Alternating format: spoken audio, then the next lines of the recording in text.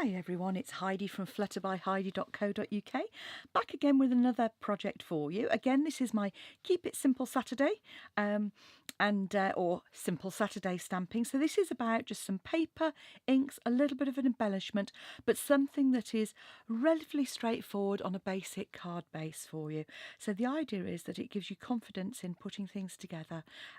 And this time I have used some lovely new products, including this stamp set.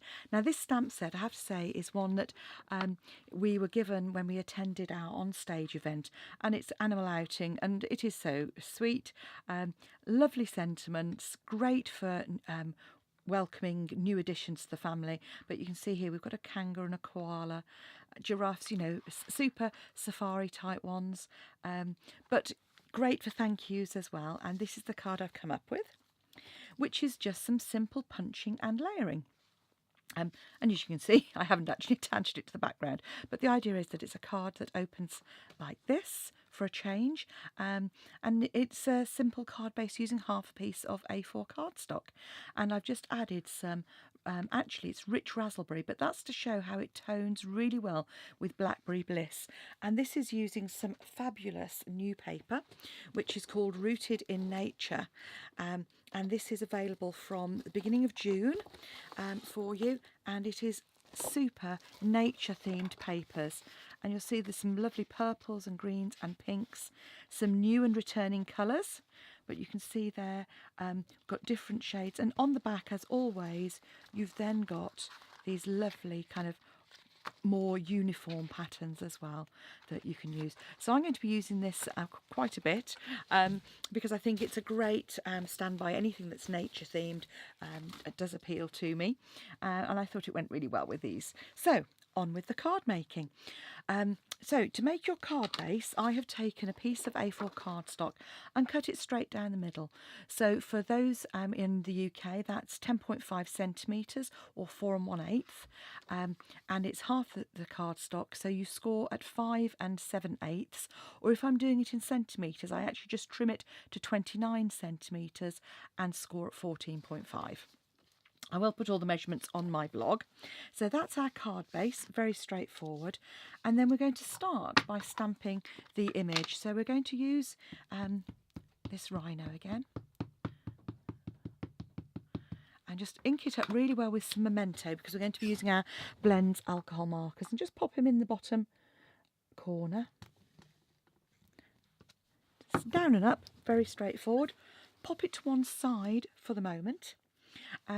And I've just got to, just to show you, but you'd use the other corner.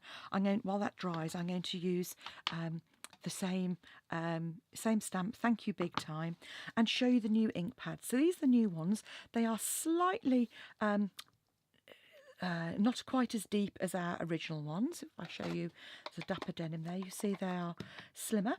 They're very slightly shorter, pretty much the same width on them. They actually look a lot smaller, but they're not as different in size as I first thought.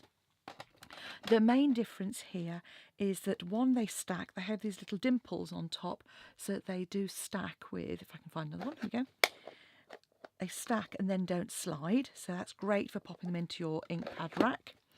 And they open like a compact, so you lift straight up, open all the way, and then slide into place, just like a compact. And the stickers are now supplied, so you've got the colour ahead of you. So that's the little intro to those. I'm going to pop, first of all, I'm going to grab my Memento again and do my branch. Always the way, isn't it? So with this one, do your branch first, punch it out, then add your sentiment, because otherwise you're going to struggle to, well, I struggle to kind of get it lined up. So I literally popped my little frog in here, like so. I then took my punch, and I've used 3 punches. I've used the 2 1/4, the 2 inch and the 1 3/4 inch. You could use layering circles as well if you wanted. And this is going to use the smallest one. So this is my 1 3/4 inch punch. I'm just going to come in and punch out my little frog. Then I'm going to come in and do my sentiment.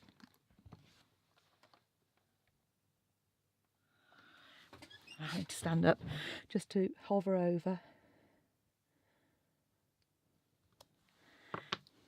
And then to close these, pull it all the way and then just gently. Doesn't need to be forced. If you're having to force it, you haven't closed it up properly. Pop my stamp to one side so I don't get myself all inky. And then I'm going to bring my rhino. I keep going to call him an elephant. Bring my rhino in. My rhino I'm punching out with a 2-inch punch. Again, before I colour, I'm actually going to punch him out because there's no point in me colouring those bits that aren't going to be visible. So I'm just going to pop that in like so. What I liked about this stamp set is that when you come to do the colouring, you'll see a lot of the shading is already done. So I'm coming in with my pale grey. So this is my light smoky slate.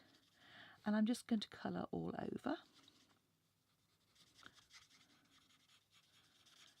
I'm not worrying about doing any shading at all at this stage. I'm just adding a base layer of colour to my rhino.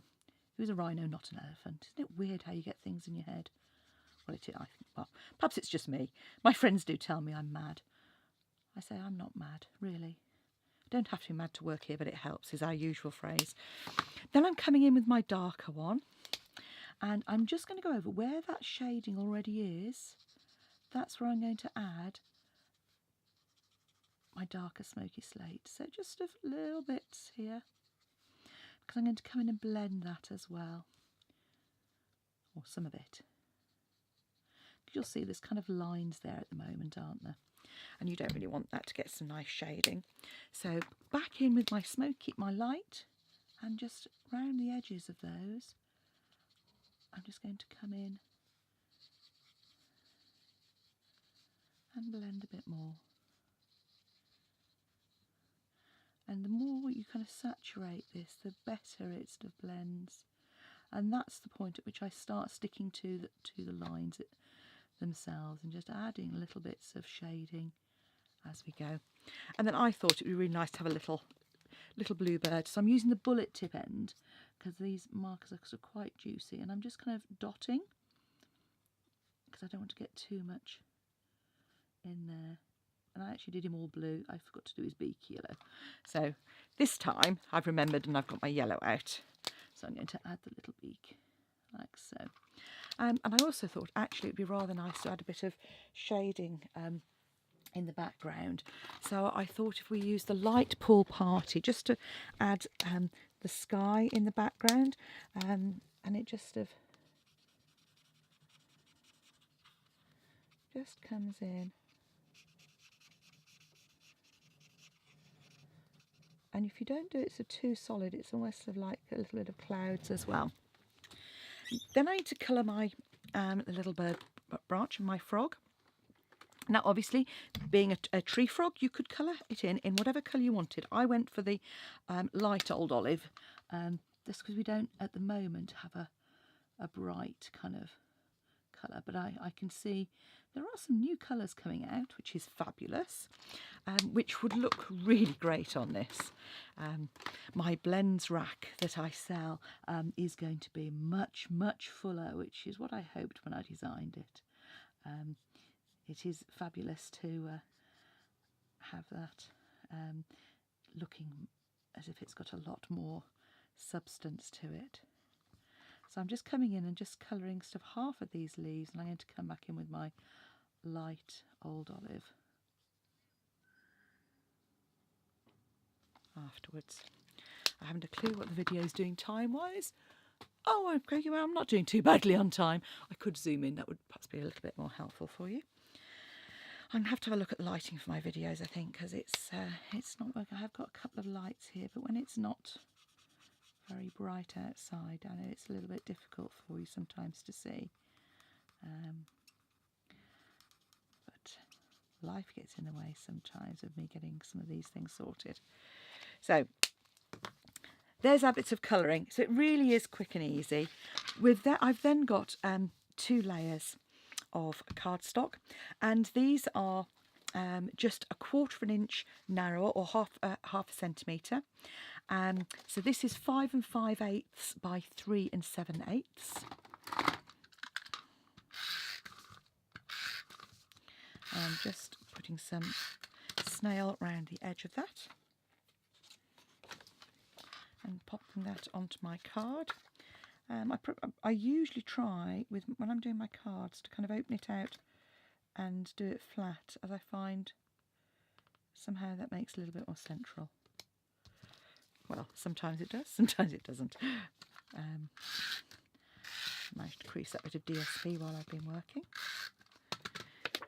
I love the colour of this. This is a new colour called Petal Pink, which is coming in the new catalogue in June. And it is a very pretty kind of peach, so almost a peachy pink. Now, so this one was 1 3/4. This one was 2 inches. So in the Petal Pink, I've already punched one that is 2 inches, and I've deliberately offset that. I thought it's rather nice to kind of have something a little bit not right in the middle, just to show that you don't always have to have things slap bang in the middle. And then this last piece of Blackberry Bliss is going to be punched with a 2 1/4 inch punch. Again, if you've got the punches, great, quick and easy. But you know, if you're starting out, the layering circles, or if you've got a machine, are a really cost-effective way, because you get so many sizes within there. So there's our 2 layers, and now I've lost my ribbon. Okay, chaos reigns. Oh, I definitely had ribbon. I've put it down somewhere. Okay. Well, you can see what I've done with the ribbon there, but I wanted to show you how I attached it. And I've misplaced the ribbon completely. Oh well. I can't show you with the lovely ribbon, so we'll just have to manage without. I've probably dropped it. Right. Okay, so to start off with, what I've done with the ribbon is I popped these on to decide where I was going to put them. I cut the ribbon at an angle here. Some ribbon scissors, always useful. So let me just zoom back out, because I'm not being very helpful, am I? Okay. And what I decided to do was I wanted it to kind of come across. So if we move those out of the way, all I've actually used are glue dots. So I pop a glue dot on the underside of the ribbon where I'm starting. So pop that back in, so I'm kind of going, yeah, that's fine. Then I want to loop it round, and by looping it back on itself like so, I just add another glue dot. Because I can come in and add some more afterwards. Then I'm adding another loop, exactly the same, just this side. So I'm going to pop that like so. So this one will come in, this one will come in. And then bring it back to the other side and snip.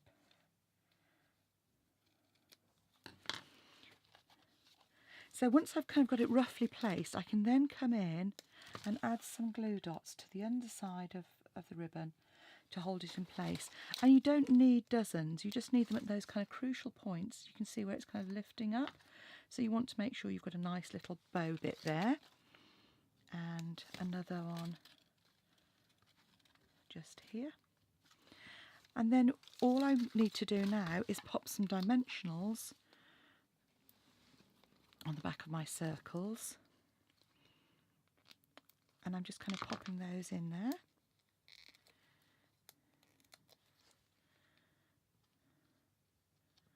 Here's my thank you. Same layer level for my larger one. I'm just going to put an extra glue dot on here.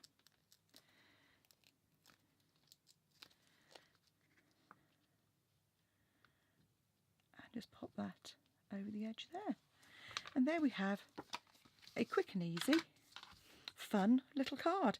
Hope you've enjoyed I hope you enjoy making this. If you'd like to buy any products, please pop along to my Stampin' Up shop, heidismith.stampinup.net, or give me a call, drop me an email, and I'll be happy to help you and introduce you to the beauty of Stampin' Up products.